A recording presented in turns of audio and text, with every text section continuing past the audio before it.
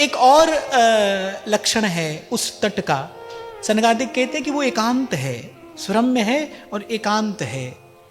अरे ये तो मुझे लगता है कुछ विशेष विस्तार की अपेक्षा नहीं रखती ये बात। भीड़ में तो सुख दुख ही होता है भाई, एकांत तो भीड़ से न्यारे हो जाने में ही है, आनंद तो भीड़ से न्यारे हो जाने में ही है। भीड़ में तो सुख दुख है, संसार की भीड़ में तो यही है भाई, कभी अकेला कभी मेला। यहां पर तो कभी अकेला है कभी मेला है। अगर इस संसार का एक सत्य और भी है, आपको कभी ऐसा लगे मेला है अकेला है, पर यहां जीव मेले में अकेला है। यहां हर कोई मेले में अकेला है, तो मेले में पर अकेला है। तो श्री सनकादिक कहते हैं कि वो जो आनंद नाम का तट है ना, एकांत में है, एकांत में ही आनंद की अनुभूति है। भीड़ से न्यारा हो जाने पर ही आनंद की अनुभूति है। तो जब सूचना हुई कि ऐसी अद्भुत, ऐसी अलौकिक, ऐसी आनंदप्रद घटना घटने वाली है, तो चारों ओर से देवता, ऋषि, सिद्ध, गंधर्व, चारण, सब पुण्यात्मा, अमलात्मा दौड़ दौड़ कर अपनी समाधि, अपना कार्य सब छोड़ छोड़ कर आ रहे हैं। किस लिए? भगवान की कथा का अमृत पान करने को मिलेगा। दौड़ कर आए सब लोग। ऐसे दर्शन को जाओ, सत्संग में आओ, दौड़कर आना अर्थात उत्साहपूर्वक आना। एक एक एक शब्द अपने साथ कुछ समेटे हुए चल रहा है, एक एक शब्द। दौड़कर आना माने उत्साहपूर्वक आना। हम लोग रोज संध्या को गाते हैं ना, पाग बनी पटुका बन्यो, बन्यो लाल को भेख, श्री राधा वल्लभ लाल की दौड़ आरती देख। राधा वल्लभ लाल की दौड़ आरती देख, मैंने जो कर रहे हो उसको वहीं का वहीं छोड़कर एक बार दौड़कर चले जाओ। इसलिए मैंने आपको ये नहीं कहा कि मैं आपसे ये कहूं कि 24 घंटा संसार से हो जाओ निर्लिप्त, ऐसा थोड़ी हो जाएगा, मेरे कहने से नहीं हो जाएगा। फिर मैं कह रहा हूं थोड़ी देर का अभ्यास कर लें। हम यहां आते हैं उतनी देर के लिए भाई, अब इससे पहले जो हुआ वो इसके बाद देखेंगे। सब काम धंधा, सब झगड़ा झंझट जो भी है वो बस इसके बाद देखेंगे। अब इतनी देर के लिए हम प्रभु के हैं। यहां तो चलो श्री जी की कृपा है, वरना कई जगह पर मैं देखता हूं कि श्रोता लोग बैठे बैठे बीच में ऐसे मुख दुबका के अपना मोबाइल पर बात करते रहते हैं ना, सुनते रहते हैं, यहां वहां का हिसाब किताब भी करते रहते हैं। सत्संग में आने की एक मर्यादा है। कैसे आए, कैसे आए? अच्छा, यहां मैं आपसे कह रहा हूं कि देवता, सिद्ध, गंधर्व, चारण, बड़े बड़े अमलात्मा, बड़े बड़े महात्मा, वो सब अपने बड़प्पन का अभिमान छोड़कर बस दौड़कर आ गए। जिसको जहां जगह मिली आकर बैठ गए। क्यों भाई? भगवान की कथा का अमृत बहेगा और हमको कथा का अमृत पान करने को मिलेगा। एक और बात मिल गई, उत्साह पूर्वक आइए और विनम्रता पूर्वक आइए। जब सत्संग में आइए तो उत्साह पूर्वक भी आइए और विनम्रता पूर्वक भी आइए। जिसको जहां स्थान मिला वो आकर बैठ गया, विनम्रता पूर्वक।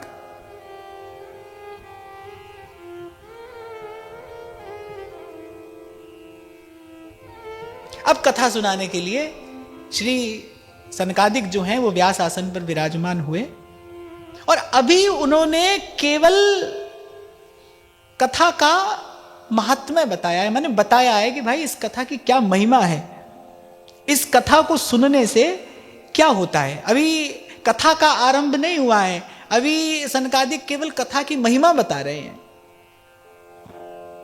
सदा सेव्या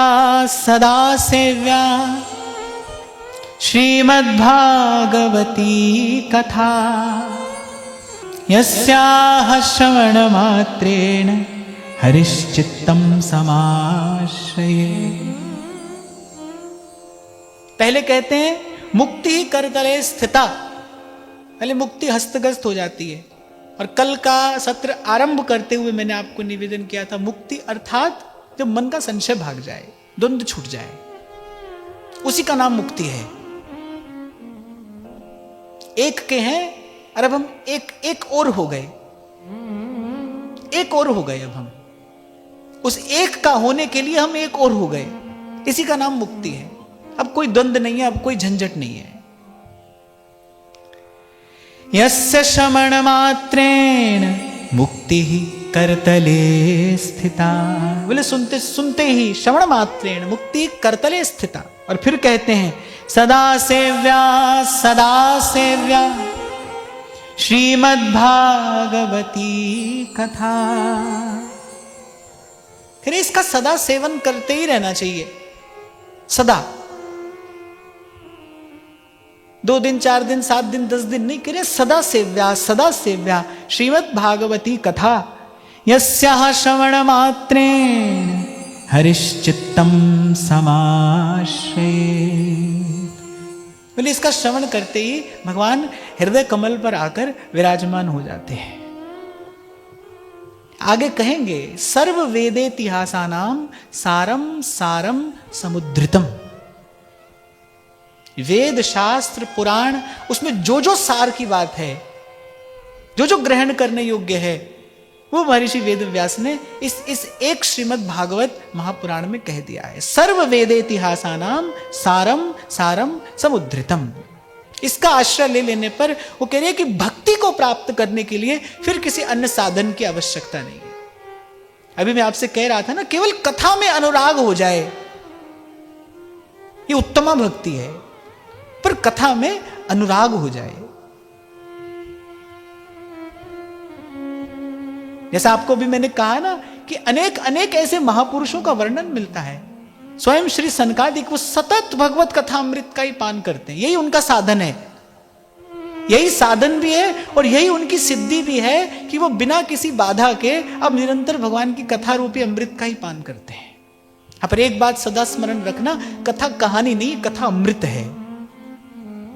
इसीलिए श्रीमद् भागवत में अनेक अनेक स्थानों पर कथा सुनने के लिए नहीं, पीने के लिए कहा गया है। पीजिए इसको, कर्णपुटों से इसका पान करिए। पिबन्ति ये भगवत आत्मनः सताम कथामृतम श्रवण पुटेषु संभृतम। इसको बस पीजिए।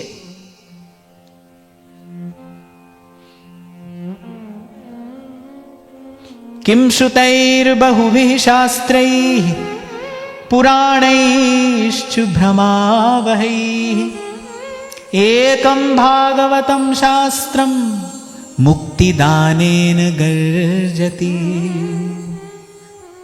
सनकादिक ने कहा, बोले अनेक अनेक शास्त्र पुराण पढ़ने से क्या लाभ है, क्या प्रयोजन है, वो तो भ्रम उत्पन्न करने वाले हैं। अच्छा देखो, अनेक अनेक पुराणों की रचना केवल किसी देव विशेष की महिमा कहने के लिए की जाती है। किसी की रचना किसी भाव से की गई है, किसी की रचना किसी भाव से की गई है, पर महर्षि वेदव्यास ने श्रीमद् भागवत केवल केवल कृष्ण चरणारविंद की प्राप्ति के लिए रचा है कि भाई त्रिताप से तपा जीव सुख पा जाए, शांति पा जाए। जब भगवान जा रहे हैं अपने धाम को, तो उद्धव जी को चिंता हुई है। अच्छा, संत संसार की चिंता न करे तो फिर जल मरता संसार। अगर साधु संसार की चिंता ना करे, कष्ट सहकर अगर वो संसार के हित का विचार न करे, फिर संसार जल मरे। मैं उस दिन भी आपसे कह रहा था ना, कुछ बातें तो ऐसी हैं भाई जिनको प्रभु ने जीवन में प्रत्यक्ष अनुभव करा दिया। और उसमें एक बात ये भी है, आग लगी संसार में झरझर परे अंगार, संत न होते जगत में जल मरता संसार। भगवान तो जा रहे थे अपने धाम को। उद्धव जी ने पूछा, बोले प्रभु आप जा रहे हैं तो बड़ा अनिष्टकारी समय आएगा,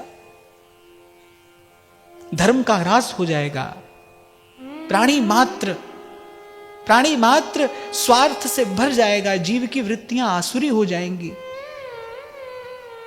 ये गौ स्वरूपा पृथ्वी किसके आधार पर रहेगी? आप जा रहे हैं तो कोई आधार तो देकर जाइए। आप सर्वाधार हैं, आप जगदाधार हैं। जैसे ही भगवान के चरण कमल प्रयाण किए अपने धाम को, बस तैसे ही तो कलयुग आ गया। जैसे ही भगवान हटे तो उद्धव जी ने कहा प्रभु आप चले जाएंगे तो चारों ओर यहां तो हाहाकार मच जाएगा, तप जाएगा जीव त्रिताप से। आप दयालु हैं, कृपालु हैं, कृपा करिए, कोई आधार तो देकर जाइए। कहते भगवान ने विचार किया क्या करूं, और फिर विचार करने के बाद भगवान ने अपनी समस्त शक्ति जो है वो श्रीमद् भागवत में रखी और स्वयं इसमें प्रवेश किया, इस भागवत समुद्र में प्रवेश किया। निकुंज की उपासना में प्रवेश करने से पहले ही सुखदेव श्री सेवक जी महाराज आज्ञा करते हैं ना, प्रथम जो शुक मुख वचन सुनावहु तब श्री हरिवंश सुनाव कहावहु। और मैं उस दिन भी आपसे अपना एक छोटा सा अनुभव निवेदन कर रहा था कि अपने ही जीवन में, साधक जीवन में श्रीमद् भागवत के आश्रय का, श्रीमद् भागवत के चिंतन का मैंने बहुत बड़ा लाभ, महत लाभ अपने जीवन में देखा। ये भक्ति का रसायन है, अंतःकरण को शुद्ध करने का इसके समान कोई दूसरा साधन नहीं है। और हम तो वैसे भी भाई यहां पर बैठकर विमर्श कर रहे हैं, ये तो विचार विमर्श हो रहा है ना। हम तो केवल एक एक शब्द का, एक एक भाव का आस्वादन करने के लिए यहां पर बैठे हैं, एक एक लक्ष्य, एक उद्देश्य लेकर बैठे हैं कि जो श्रीमद् भागवत का परम फल है, अनुराग, श्री हरि के चरणों का अनुराग, कृष्ण प्रेम, कृष्णानुराग, वो प्रसाद, वो कणिका हमको प्राप्त हो। और बहुत गरजते हुए कहा श्रीमद् भागवत में, आजन्म मात्रमपि येन शठेन किंचित चित्तम विधाय शुकशास्त्र कथान पीता चांडालवच्च खरवद्वत्तेन नीतम मिथ्या स्वजन्म जननी जनि दुख भाजा। बोले जिसने मनुष्य का जीवन पाकर, अच्छा यहां जिस शब्द का प्रयोग है मैं वही कहता हूं, कह रहे जिस दुष्ट ने इस मनुष्य का जन्म जीवन पाकर किंचित भी इस भगवत कथा का अमृत पान नहीं किया, बोले वो चांडाल जैसा अपवित्र और गधे जैसा मूढ़ है। इन्हीं दो शब्दों का प्रयोग यहां श्रीमद् भागवत में किया गया है। और कह रहे उसने जन्म लेकर अपनी जननी को व्यर्थ ही प्रसव की पीड़ा दी, बस उसके जन्म लेने का और कोई कारण नहीं है, वो केवल अपनी जननी को पीड़ा देने ही आया था। अभी कल मैं आपसे कह रहा था कि संतों ने कुछ देखकर सोचकर कहा कि जननी जने तो भक्त जन, और कह दाता कह सूर, और नहीं तो जननी बांझ रहे काहे गंवावे नूर। अनेक बार माताएं प्रश्न करती हैं कि देर से सत्संग सुनने को मिला, अब तो बालक बड़े हो गए, अब क्या करें। अरे बालक बड़े हो गए पर आप तो माता हो, माता तो माता ही होती है, बालक बड़ा क्या, बालक बूढ़ा हो जाए तो भी माता माता होती है। अरे एक बात मैं आपको बड़े दृढ़ विश्वास से कह रहा हूं, इसको गांठ बांध लेना, माता के संकल्प में शक्ति है। माता यदि शुद्ध संकल्प करे तो उसका बालक सद्मार्ग पर चलेगा ही चलेगा। हाँ, ये बात दूसरी है, गर्भ काल में जैसा संस्कार पड़ता है वो संस्कार, उस संस्कार की गहनता, गंभीरता और होती है, उस संस्कार की शक्ति कुछ और होती है। पर भाई जब जागो तभी सवेरा, जब शुद्ध हो जाए तभी प्रयास करना चाहिए, तभी पुरुषार्थ करना चाहिए। तो मां होकर यदि आप संकल्प करेंगे तो बालक सन्मार्ग पर आएगा। और यहां माताएं बहनें बैठी हैं और भी इसके माध्यम से श्रवण करेंगी। मैं करबद्ध होकर यह प्रार्थना कर रहा हूं कि माता का यदि अधिकार सबसे बड़ा है तो माता का कर्तव्य भी सबसे बड़ा है। माता का कर्तव्य है कि बालक को संस्कारी बनाए, माता का कर्तव्य है कि बालक को सत्पथ पर चलाए, माता को कर्तव्य है कि बालक के वास्तविक हित का विचार करके उसे भगवत भजन का मार्ग दिखाए। ये कर्तव्य है माता का। तो यहां कहते हैं कि यदि ऐसा नहीं किया, मिथ्या स्वजन्म जननी जनि दुख भाजा, व्यर्थ ही अपनी माता को पीड़ा दी। जीवच्छवो निगदितः सतु पाप कर्मा, ये न श्रुतम शुक कथा वचनम न किंचित, धिक्तम नरम पशु समम भुवि भार रूपम, एवं वदन्ति दिवि देव समाज मुख्या। और कहते हैं ऐसे मनुष्य को देखकर वहां स्वर्ग में बैठे देवता क्या कहते हैं? ऐसा मनुष्य अर्थात जिसने कभी कथा अमृत का पान नहीं किया, जिसने कभी आत्म कल्याण का साधन नहीं किया। अच्छा, बिना कथा के मोह भागेगा कहां से?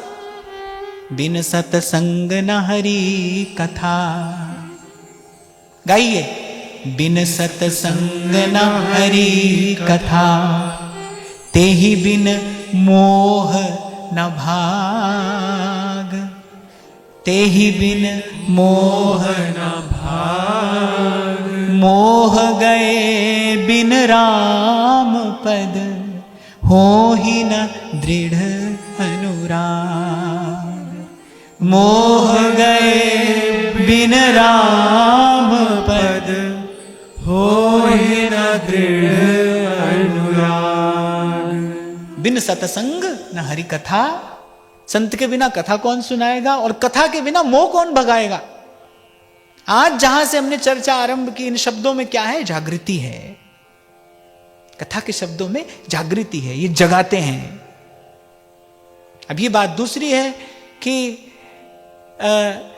कोई व्यक्ति एक आवाज में कोई उठ जाता है, कोई तो हल्के से खटके में ही जग जाता है। और जो अधिक प्रमादी होता है, माने जिसको बहुत आलस्य ने घेरा हो, उसको जगाने के लिए थोड़ा परिश्रम करना पड़ता है। अनेक बार कहो तब जगता है। तो जिसके जीवन में प्रमाद अधिक होगा उसको थोड़ा समय लगेगा, पर कथा जगा देगी। जागने की यही विधा है, यही उपाय है। दुर्लभैव कथालोके श्रीमद्भागवतोद्भवा, कोटि जन्म समुत्थेन पुण्येनैव तु लभ्यते। पर कहते दुर्लभ है ये संत समागम और हरि कथा, तुलसी दुर्लभ दोय।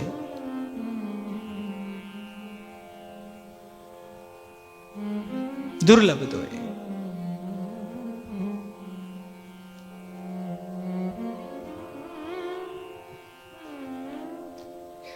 तो श्री उद्धव जी के कहने पर भगवान ने अपनी सारी शक्ति श्रीमद् भागवत में रखी और स्वयं इस भागवत समुद्र में प्रवेश किया।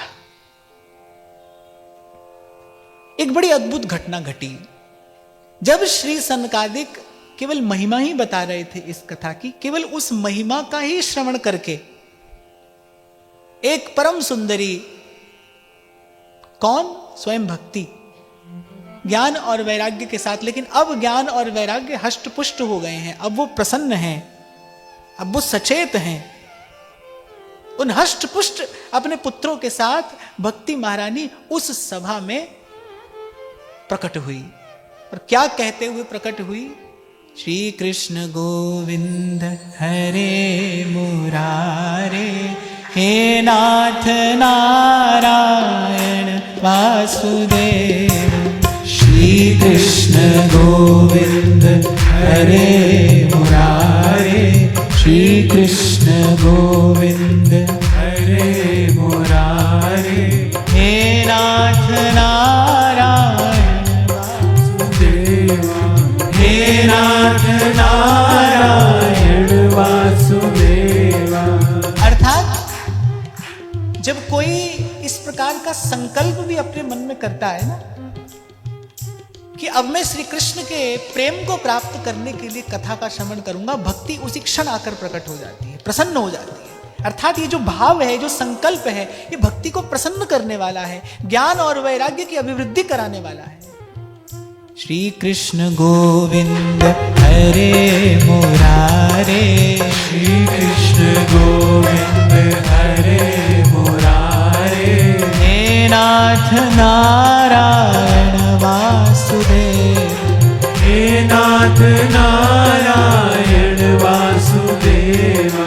श्री कृष्ण गोविंद हरे मुरारे, श्री कृष्ण गोविंद हरे मुरारे, हे नाथ नारायण वासुदेवा, हे नाथ नारायण वासुदेवा, हे नाथ नारायण वासुदेवा, हे नाथ नारायण वासुदेवा।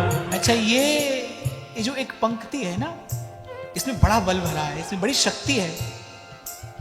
दोनों भुजा उठाकर भक्ति कह रही है, श्री कृष्ण गोविंद हरे मुरारे, श्री कृष्ण गोविंद हरे मुरारे, हे नाथ नारायण वासुदेव, हे नाथ नारायण वासुदेवा, हे नाथ नारायण वासुदेव, हे नाथ नारायण वासुदेवा।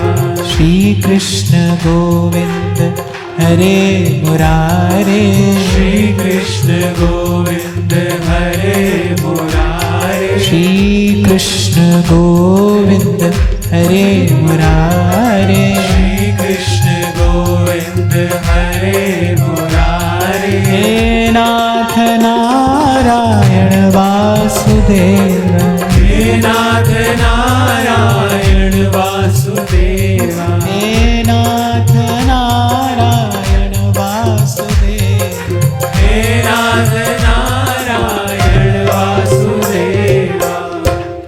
भक्ति सुतौ तौ तरुणौ गृहीत्वा प्रेमैकरूपा सहसा विरासीत्,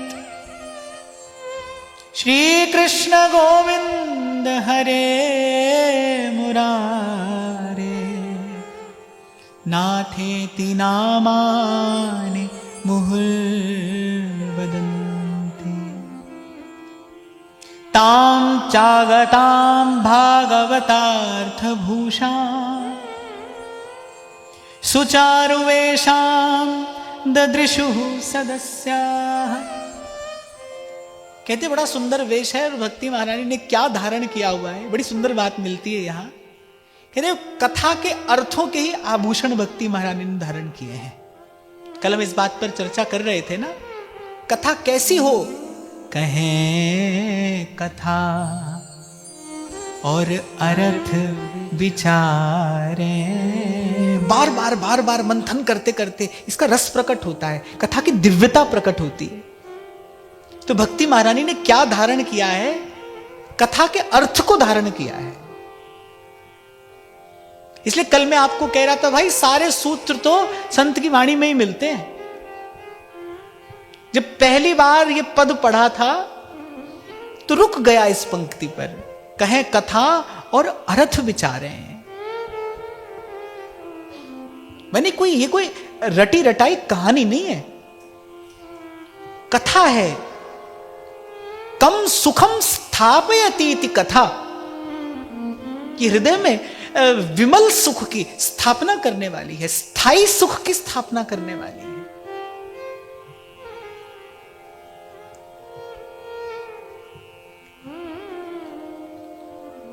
तो कथा के अर्थों के आभूषण भक्ति महारानी ने पहने हैं। और जब एकाएक भक्ति महारानी के उस दिव्य रूप का दर्शन हुआ, ज्ञान वैराग्य प्रसन्न है, उनका ओज तेज बल लौट आया है, तो वहां जो ऋषि लोग बैठे थे उन्होंने कहा, भाई एकाएक ये कहां से प्रकट हो गई, ये कहां से आ गई? तो सनकादिक उत्तर देते हैं, बोले कथा के अर्थों से भक्ति प्रकट होती है। कथा का विचार करते करते फिर भक्ति प्रकट होती है, फिर विचार करते करते भक्ति पुष्ट होती है, और कथा का ही विचार करते करते भक्ति सिद्ध होती है। प्रकट भी होती है, पुष्ट भी होती है और सिद्ध भी होती है। ऊचुः कुमारा वचनम तदानी कथार्थतो निष्पतिताधुनेयम् एवं गिरहसा ससुता निशम्य सनत्कुमारं निजगादनम्रा। फिर व्यास आसन पर सनकादिक का दर्शन करके भक्ति उन्हें प्रणाम करके कहती है कि मैं तो कलयुग में नष्ट प्राय हो ही गई थी। भवद्भिरद्यैव कृतास्मि पृष्टा कलि प्रणष्टापि कथा रसेन। लेकिन कथा का रस पिलाकर आपने मुझे फिर से जीवन दान दे दिया है। अच्छा, कलयुग का प्रभाव कैसा था? भक्ति कह रही है मैं तो नष्ट प्राय हो गई थी, निस्तेज होकर गिर पड़े ज्ञान और वैराग्य। यही कलि कर्म न धर्म विवेकु। और कल भी मैंने आपको कहा था, नारद जी गरजते हुए कहते हैं बहुत हो गए व्रत, बहुत हो गया योग, बहुत हो गई ज्ञान की कथा। भाई अब ये उसका समय नहीं है, अब वो साधन फलीभूत नहीं होगा। अब जल में खड़े होकर समाधि लगाने वाले को सिद्धि नहीं मिलेगी। अब पंचधूनि तापने वाला सिद्ध नहीं होगा। अब वो सब साधन निष्फल प्राय हो जाएंगे, वो फल शून्य हो गए हैं। अब तो केवल एक साधन है, गोपाल कहिए, गोपाल कहिए, गोपाल कहिए और सब सुख लहिए। अमृत है हरि नाम हमारा, अमृत है हरि नाम हमारा, छोड़ विषय रस पीना क्या, हरि नाम नहीं तो जीना क्या, हरि नाम नहीं तो जीना क्या, हरि नाम नहीं तो जीना क्या, हरि नाम नहीं तो जीना क्या। तो भक्ति देवी ने कहा आपने कथा रस का सिंचन करके ये अमृत पिलाकर मुझे फिर से पुष्ट किया है, पर ये बताइए कि अब मैं रहूं कहां? अर्थात इस घोर कलिकाल में मेरे रहने का स्थान क्या है, कहां रहूं मैं? तो सनकादिक उत्तर देते हैं कि भाई भगवान के भक्तों के हृदय में निवास करो। जाहि न चाही कबहू कछु, तुम संग सहज सने। इसीलिए व्यास जी कहते हैं नित्य उत्तर मिलेगा हमको यहां। क्यों व्यास जी ने कहा सांचा मंदिर हरि के संत? अब कोई व्यास जी की वाणी पढ़े तो व्यास जी कह रहे हैं सांचा मंदिर हरि के संत, तो बाहर वाले झूठे हैं क्या? क्या तात्पर्य है ये कहने का? व्यास जी कह रहे हैं भगवान की भक्ति तो भगवत भक्त के हृदय में ही निवास करती है, वही सच्चा मंदिर है। सांचा मंदिर हरि के संत। सात्वं च तिष्ठस्व सुधैर्य संशया, निरंतरं वैष्णव मानसानि। अरे इसी का आदेश, इसी का उपदेश श्री सेवक जी महाराज दशम प्रकरण में बार बार कहकर करते हैं। श्री राधा वल्लभ भजत भजी, भली भली सब हो, जिते विनायक शुभ अशुभ, विघ्न करे नहीं को। श्री राधा वल्लभ लाल भज, श्री राधा वल्लभ भजत भज, भली भली सब हो। अच्छा, भक्त के हृदय को ही रहने का स्थान क्यों बताया, उसका कारण भी बता रहे हैं। ततोपि दोषाः कलिजा इमे त्वां, द्रष्टुं न शक्ताः प्रभवोऽपि लोके, एवं तदाज्ञावसरेऽपि भक्तिस्तदा निषण्णा हरिदास चित्ते। बोले कलयुग के दोष भले सारे संसार पर अपना प्रभाव डाल लें, भले वो सारे संसार को दूषित कर दें, लेकिन वो भगवान के भक्त के हृदय को कभी दूषित नहीं कर पाएगा। तभी मेरे महाप्रभु जी कहते हैं, जो पे कृष्ण चरण मन अर्पित, फिर किसी का भय नहीं है। ताते भैया मेरी सौ कृष्ण गुण संचू। किस भाव में भरकर श्री महाप्रभु जी ने ये बात कही होगी। ताते भैया, और फिर कह रहे मेरी सौ। आप अपनी सौगंध किसी राह चलते आदमी को दे सकते हैं? कोई बहुत आत्मीय होता है, कोई बहुत अपना होता है, तब आप कहते हैं भाई तुमको हमारी सौगंध है, ये काम करना होगा। जिससे बड़ा अपनापन होता है, जिस पर अधिकार होता है, उसको ऐसी बात कही जाती है। और महाप्रभु आपको पहले अपना कर रहे हैं, अपना करके कह रहे हैं, ताते भैया मेरी सौ कृष्ण गुण संचू। गोविंद गुणा गोपाल गुणा गाय रे मन गोविंद गुणा। गोविंद गुणा गोपाल गुणा गाय रे मन गोविंद गुणा। गाय रे मन गोविंद गुणा। इसीलिए तो संत के पास जाकर शांति मिलती है, इसीलिए तो संत के पास जाकर शीतलता का अनुभव होता है, क्योंकि वहां पर कलयुग का ताप नहीं है ना, वहां कलयुग जन्य दुर्गुण नहीं है, दोष नहीं है।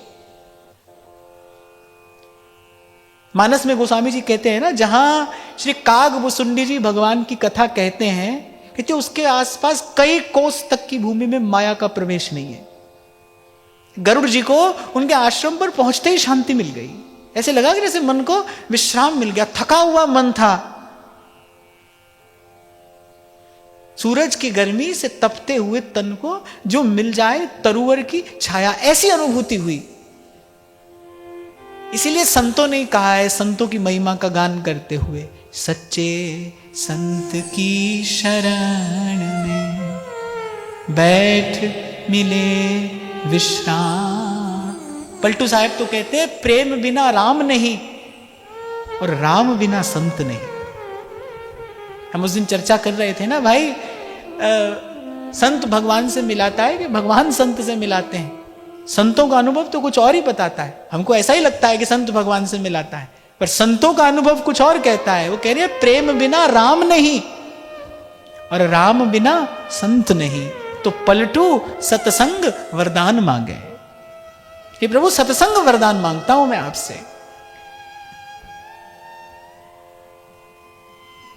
इसलिए आपको कुछ देर पहले निवेदन किया, भाई ये बड़ा दुर्लभ अवसर नित्य नित्य प्रभु कृपा करके आपको हमको दे रहे हैं।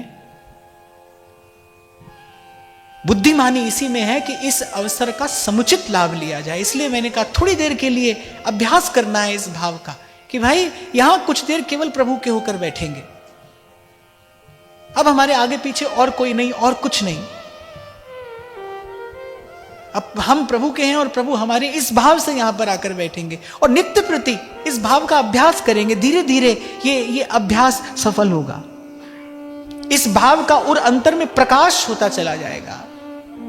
और जिस दिन मन मान गया, ये सब खेल मन को मनाने का ही तो है। जाको है जासो मन मान्यो। जिस दिन मन मान गया, तुम्हें छोड़ सुन नंद दुलारे, कोई न मीत हमारो। आपको दूर से भले दिखता हो गोपी अश्रु बहा रही है, गोपी पीड़ा में है, ना गोपी तो परमानंद में। जो भगवान के लिए रोता है, जो भगवान के लिए रो रहा है, जो भगवान के लिए व्याकुल हो रहा है, उसको कष्ट नहीं है, पीड़ा नहीं है, वो तो परमानंद में है। जी दुख सम नहीं और सुख, इस दुख के जैसा कोई दूसरा सुख नहीं है। सुख की गति कहे कौन। तो श्री सनकादिक ने कहा, भाई भगवत भक्तों के हृदय में ही जाकर रहो, कहीं बाहर नहीं रहना। भगवत भक्तों के हृदय में रहना, क्योंकि वहां कलयुग के कोई दुर्गुण या दोष तुम्हें आहत नहीं कर पाएंगे, तुम्हें कष्ट नहीं पहुंचा पाएंगे। भक्त रहेगा सदा प्रभु के नाम की शरण में, प्रभु की लीला कथा की शरण में, वहां पर कलयुग नहीं व्यापता। मुझे बड़ा आनंद होता है ये विचार करके ही कि जहां श्री काकभूषुंडी जी सतत भगवान की कथा सुनाते हैं, जहां निरंतर भगवत कथा की धारा बहती है, बोले वहां पर माया का प्रवेश ही नहीं होता। उस परिधि में माया का प्रवेश नहीं होता। आप सोचो कैसी दिव्यता होगी काकभूषुंडी जी के उस आश्रम की, और उससे भी कैसी परम दिव्यता होगी उनके आचरण की। और ऐसे काकभूषुंडी जी कैसे सार की बात थोड़े से शब्दों में आपके मेरे हाथ पकड़ा देते हैं। निज अनुभव सुन कहूं खगेसा, बिन हरि भजन न मिटहि कलेसा, बिन हरि भजन मिटहि कलेसा। सकल भुवन मध्ये निर्धनास्तेऽपि धन्या, निवसति हृदि येषां श्रीहरेर्भक्तिरेका। हरिरपि निजलोकं सर्वथा तो विहाय, प्रविशति हृदि तेषां भक्तिसूत्रोपनद्धः।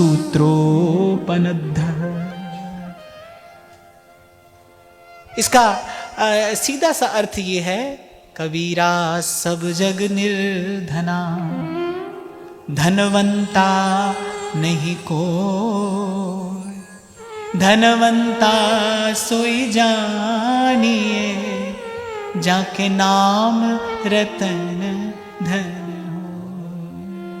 और श्री सनकादिक की आज्ञा पाकर जैसे ही भक्ति महारानी ने भगवत भक्तों के हृदय में प्रवेश किया, क्या घटना घटी। वाग्गदगदा द्रवते यस्य चित्तम, रुदत्य भीक्ष्णम हसति क्वचिच्च। मैं कई बार आपसे कहता हूं ना भाई कि बड़े बड़े प्रतिभाशाली लोग हैं संसार में, वो अपनी शक्ति से, अपनी सिद्धि से, अपनी प्रतिभा से सारे संसार को चमत्कृत कर देते हैं। और मुझे लगता है कि भाई वस्तुतः प्राप्ति क्या है कि जब ये हृदय की कठोरता, इस हृदय की जड़ता दूर हो जाए, हृदय कुछ कोमल हो, नेत्र में प्रेम का वो अश्रु आए। आनंद का क्षण तो वही है। आनंद से परिचय तो उसी अवस्था में जाकर होता है। आनंद से परिचय तो भगवत भक्ति ही कराती है। श्री चैतन्य महाप्रभु यही तो मांग रहे हैं, कह रहे प्रभु यही दीजिए। दोनों भुजा उठाकर कली पावन अवतार श्री चैतन्य देव श्री कृष्णचंद्र के चरणों में ये अनुनय करते हैं, नयनम गलदश्रुधारया, वदनम गदगद रुद्धया गिरा, पुलकैर्निचितं वपुः कदा, तब नाम ग्रहणे भविष्यति। ऐसा कब होगा कि आपका नाम लेते ही, हे कृष्ण, हे श्याम सुंदर, हे मुरली मनोहर, ये कहते ही नयनम गलद अश्रुधारया, वदनम गदगद रुद्धया गिरा, पुलकैर्निचितं वपुः कदा, तब नाम ग्रहणे भविष्यति। और ऐसा एक भक्त त्रिभुवन को पवित्र करने वाला है। तो इसी विमल भक्ति की कामना करते हुए, अरे हम तो हमारे आचार्य की शरण में क्यों आए हैं, भक्ति हित जे शरण आए, द्वंद्व दोष जो सब घटे। इसी विमल भक्ति की आशा लेकर तो आचार्य की शरण में आए। और आनंद का दान करने वाली यही भगवत भक्ति है, यही हरि भक्ति है, यही कृष्ण भक्ति है। आज की वार्ता श्री जी के चरणों में निवेदन करते, महाराज श्री के चरणों में प्रणाम। आप सब के हृदयस्थ हित प्रभु को, भाव प्रभु को नमन।